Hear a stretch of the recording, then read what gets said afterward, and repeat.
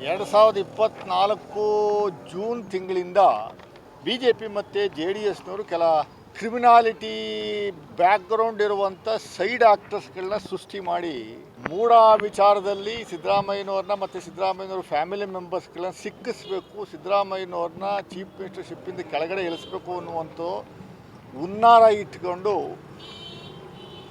ಏನು ಅವರ ಜಮೀನನ್ನು 3 ಎಕರೆ 16 ಕುಂಟೆ ಜಮೀನು ಮೂಡಾದವರು ಕೆಸರೆ ಸರ್ವೆ ನಂಬರ್ 464ರಲ್ಲಿ ಅವ್ರಿಗೆ ತಿಳಿಸ್ದೇನೆ ಇಲ್ಲಿಗೆಲ್ಲಾಗ ಅಕ್ವೈರ್ ಮಾಡ್ಕೊಂಡಿದ್ದಂಥದ್ದಕ್ಕೆ ಪರ್ಯಾಯವಾಗಿ ಪರಿಹಾರ ರೂಪದಲ್ಲಿ 14 ಸೈಟ್ಗಳನ್ನು ಅವರು ಎಲ್ಲಿ ಸಿಗುತ್ತೋ ಅಲ್ಲಿ ಕೊಡುವಂಥ ಕೆಲಸವನ್ನು ಮಾಡಿದ್ದ ವಿರುದ್ಧ ಇದರಲ್ಲಿ ಸಿದ್ದರಾಮಯ್ಯನವರು ಇನ್ಫ್ಲೂಯೆನ್ಸ್ ಮಾಡಿದ್ದಾರೆ, ಸಿದ್ದರಾಮಯ್ಯನವರು ಪ್ರಭಾವ ಬೀರಿದ್ದಾರೆ. 14 ಸೈಟ್ಗಳ ಬೆಲೆ 56 ಕೋಟಿ ಅಂತ ಸುಳ್ಳುಗಳನ್ನು ಸೃಷ್ಟಿಸಿ ಸ್ನೇಹಮಯಿ ಕೃಷ್ಣ ಮತ್ತು ಟಿ ಜೆ ಅಬ್ರಾಮ್ ಮತ್ತು Pradeep Kumar J D S ಮುಖಂಡರು 3 ಜನನೂ ಸೇರಿ ಗವರ್ನರ್ಗೆ ಆಗಸ್ಟ್ 19 ತಾರೀಕು ಒಂದು ಮನವಿಯನ್ನು ಕೊಡ್ತಾರೆ.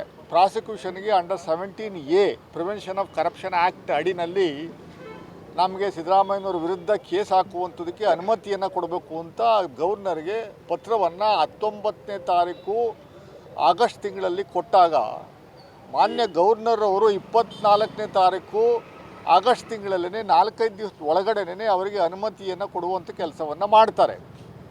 ಅನುಮತಿ ಕೊಟ್ಟಾದ ಮೇಲೆ ಸ್ಪೆಷಲ್ ಕೋರ್ಟು ರೆಪ್ರೆಸೆಂಟೇಟಿವ್ಸ್ಗೆ ಜನಪ್ರತಿನಿಧಿಗಳ ಸಮಸ್ಯೆಗಳ ಬಗ್ಗೆ ಇತ್ಯರ್ಥ ಮಾಡುವಂಥ ಹಿನ್ನೆಲೆಯಲ್ಲಿ ಒಂದು ಸ್ಪೆಷಲ್ ಕೋರ್ಟ್ ಇದೆ.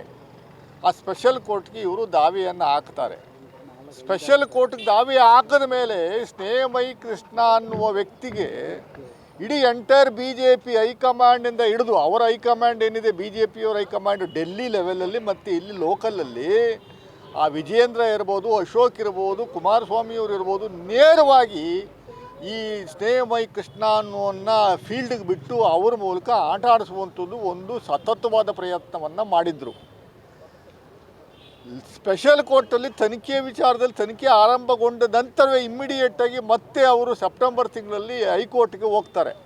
ಹೈಕೋರ್ಟ್ಗೆ ಹೋಗಿ ನಮಗೆ ಇಮ್ಮಿಡಿಯೇಟಾಗಿ ಪ್ರಾಸಿಕ್ಯೂಷನ್ಗೆ ಅರೆಸ್ಟ್ ಮಾಡಬೇಕು, ಇವ್ರನ್ನ ಅಧಿಕಾರದ ಕೆಳಗಡೆ ಇಳಿಸ್ಬೇಕು ಅನ್ನುವಂಥ ದೃಷ್ಟಿನಲ್ಲಿ ಆರ್ಗ್ಯುಮೆಂಟ್ಗಳು ಆಗುವಂಥ ಸಂದರ್ಭದಲ್ಲಿ ಬಹಳ ಲೀಡಿಂಗ್ ಅಡ್ವೊಕೇಟ್ಸ್ ಸುಪ್ರೀಂ ಕೋರ್ಟಲ್ಲಿ ಲೀಡಿಂಗ್ ಅಡ್ವೊಕೇಟ್ಸ್ 4-5 ಜನನ ಕರೆಸಿ ಆರ್ಗ್ಯುಮೆಂಟ್ ಮಾಡುವಂಥದ್ದು ನಾವು ಕಂಡ್ವಿ. ಹೈಕೋರ್ಟು ಇದರಲ್ಲಿ ಯಾವುದೇ ಉರುಳಿಲ್ಲ.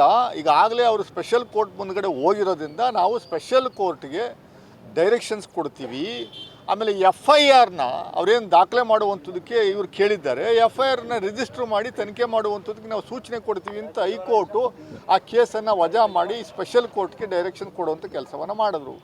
ಸ್ಪೆಷಲ್ ಕೋರ್ಟಲ್ಲಿ ಅವರು FIRನ ರಿಜಿಸ್ಟ್ರ್ ಮಾಡಿ ತನಿಖೆ ಮಾಡಿ ಅಂತ ಮೈಸೂರು ಲೋಕಾಯುಕ್ತಕ್ಕೆ ಅವರು ಡೈರೆಕ್ಷನ್ ಕೊಡುವಂಥ ಕೆಲಸವನ್ನು ಮಾಡಿದ್ರು. ಅವರು ಲೋಕಾಯುಕ್ತ ತನಿಖೆ ಆಗಬೇಕು ಅನ್ನುವಂಥದ್ದು ಕೇಳಿದ್ದೆ ಸ್ನೇಹಮಯಿ ಕೃಷ್ಣ. ಅದಾದ ಮೇಲೆ FIR ರಿಜಿಸ್ಟರ್ ಆಗಿ ಲೋಕಾಯುಕ್ತ ತನಿಖೆ ಪ್ರಾರಂಭ ಮಾಡಿದ ತಕ್ಷಣ ಇದೇ ಸ್ನೇಹಮಯಿ ಕೃಷ್ಣ ಅನ್ನೋ ವ್ಯಕ್ತಿ ಮತ್ತೊಮ್ಮೆ ಹೈಕೋರ್ಟ್ಗೆ ಹೋಗ್ತಾನೆ. ಮನುಷ್ಯ ಅವನು ನಮಗೆ ಲೋಕಾಯುಕ್ತದ ಮೇಲೆ ಇದಿಲ್ಲ, ನಮಗೆ ಕಾನ್ಫಿಡೆನ್ಸ್ ಇಲ್ಲ, ನಂಬಿಕೆ ಇಲ್ಲ, ಅದರಿಂದ CBI ಕೊಡಬೇಕು, ಇನ್ಯಾವುದಕ್ಕೂ ಕೊಡಬೇಕು, ಕೇಂದ್ರ ಸರ್ಕಾರದ ಅಡಿನಲ್ಲಿ ಬರುವಂಥ ಸಂಸ್ಥೆಗಳಿಗೆ ಕೊಡಬೇಕು ಅನ್ನುವಂಥದ್ದು ವಾದ ಮಂಡನೆ ಮಾಡಿದಾಗ ಇಲ್ಲ, ಇದನ್ನು ಲೋಕಾಯುಕ್ತ ಅನ್ನುವಂಥದ್ದು ಒಂದು ಇಂಡಿಪೆಂಡೆಂಟ್ ಇನ್ವೆಸ್ಟಿಗೇಟಿಂಗ್ ಏಜೆನ್ಸಿ, ಅವರೇ ಮಾಡಲಿ, ಅವ್ರು ಮಾಡಿ ಆದ ನಂತರ ನಿಮ್ದು ಏನಾದರೂ ಇದ್ದರೆ ಮತ್ತೆ ಕೋರ್ಟಿಗೆ ಬರ್ಬೋದು ಅನ್ನುವಂಥದ್ದು ಆದೇಶ ಮಾಡಿ ಅವನ್ನ ಉಗಿದ್ಬಿಟ್ಟು ಕಳಿಸ್ತಾರೆ. ಅದಾದ ಮೇಲೆ ಲೋಕಾಯುಕ್ತ ಅವರು ತನಿಖೆ ಮಾಡ್ತಾರೆ. ಇದರಲ್ಲಿ ಯಾವುದೇ ಉರುಳಿಲ್ಲ ಅಂತ ಗೊತ್ತಾದ ಮೇಲೆ ಲೋಕಾಯುಕ್ತ ಪ್ರಾಮಾಣಿಕವಾಗಿ ಸಿದ್ದರಾಮಯ್ಯನವ್ರ ಆದಿಯಾಗಿ ಕರೆಸಿ ಎನ್ಕ್ವೈರಿ ಮಾಡಿ ತನಿಖೆ ಮಾಡಿ ಫೆಬ್ರವರಿ 2025ರಲ್ಲಿ ಅವರು ಸ್ಪೆಷಲ್ ಕೋರ್ಟ್ಗೆ ಒಂದು ರಿಪೋರ್ಟನ್ನು ಸಬ್ಮಿಟ್ ಮಾಡ್ತಾರೆ. ಆ ರಿಪೋರ್ಟಲ್ಲಿ ಈ 4 ಜನ ಸಿದ್ದರಾಮಯ್ಯ ಸಾಹೇಬರು, ಅವ್ರ ಮಿಸಸ್ ಪಾರ್ವತಿ ಮೇಡಮ್ ಅವರು, ದೇವರಾಜ್ ಅವರು, ಅವರ ಬಾಮೈದ ಮಲ್ಲಿಕಾರ್ಜುನ ಸ್ವಾಮಿ, 4 ಜನ ಅಕ್ಯೂಸ್ ನಂಬರ್ 1, 2, 3, 4 ಅಂತ ಏನು ಅವ್ರು ನಮೂದನೆ ಮಾಡಿದರು. 4 ಜನದ್ದು ಯಾವುದೇ ಪಾತ್ರ ಇಲ್ಲ, ಇದರಲ್ಲಿ ಯಾವುದೇ ಉರುಳಿಲ್ಲ, ಇದು ಯಾವುದೇ ಇಲ್ಲಿಗಲಾಟಿ ಇಲ್ಲ, ಯಾವುದೇ ಕರಪ್ಷನ್ ಇದರಲ್ಲಿ ಆಗಿಲ್ಲ ಅನ್ನುವಂಥದ್ದು ಹೇಳಿ ಆದಮೇಲೆ ಅವರು ಬಿ ರಿಪೋರ್ಟನ್ನು ಲೋಕಾಯುಕ್ತದವರು ತನಿಖೆ ಆದಮೇಲೆ ಬಿ ರಿಪೋರ್ಟನ್ನು ಸಲ್ಲಿಕೆ ಮಾಡ್ತಾರೆ ಸ್ಪೆಷಲ್ ಕೋರ್ಟಲ್ಲಿ. ಈ ಬಿ ರಿಪೋರ್ಟನ್ನು ಅಕ್ಸೆಪ್ಟ್ ಮಾಡ್ಕೊಂಡ್ರು ಬಿ ರಿಪೋರ್ಟನ್ನು ಮತ್ತೆ ಹೈಕೋರ್ಟ್ಗೆ ಮತ್ತು ಸ್ಪೆಷಲ್ ಕೋರ್ಟಲ್ಲಿ ಇವರು ಒಂದು ಅರ್ಜಿ ಹಾಕ್ಕೊಂತಾರೆ ಸ್ನೇಹ ಮೈ ಕೃಷ್ಣರವರು. ಲೋಕಾಯುಕ್ತ ಕೊಟ್ಟಿರುವಂಥ ರಿಪೋರ್ಟು ಅದು ಸರಿ ಇಲ್ಲ, ಸಮಂಜಸವಾಗಿಲ್ಲ, ಇದು ಇನ್ಫ್ಲೂಯೆನ್ಸ್ ಆಧಾರದ ಮೇಲೆ ಕೂಡಿರುವಂಥ ಒಂದು ರಿಪೋರ್ಟು, ಇದನ್ನು ಪರಿಗಣಿಸಬಾರ್ದು ಅಂತ.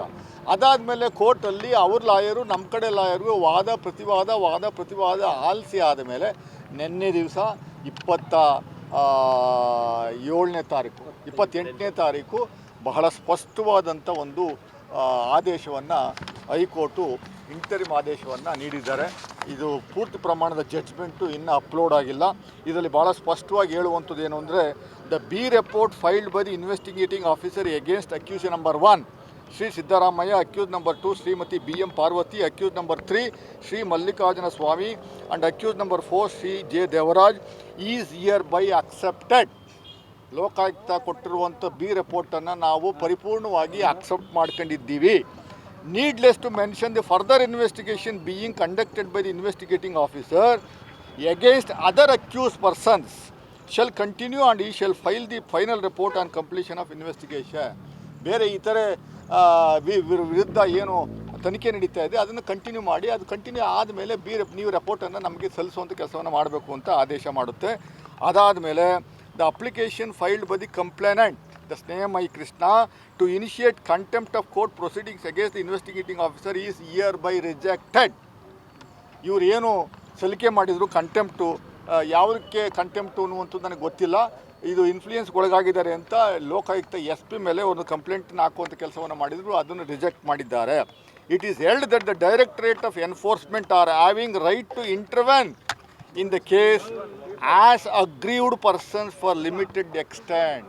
ಬಹಳ ಸ್ಪಷ್ಟವಾಗಿ ಲೋಕಾಯುಕ್ತ ಸ್ಪೆಷಲ್ ಕೋರ್ಟ್ನವರು ED ಅವ್ರಿಗೂ ಮಂಗಳಾತಿ ಮಾಡಿದ್ದಾರೆ.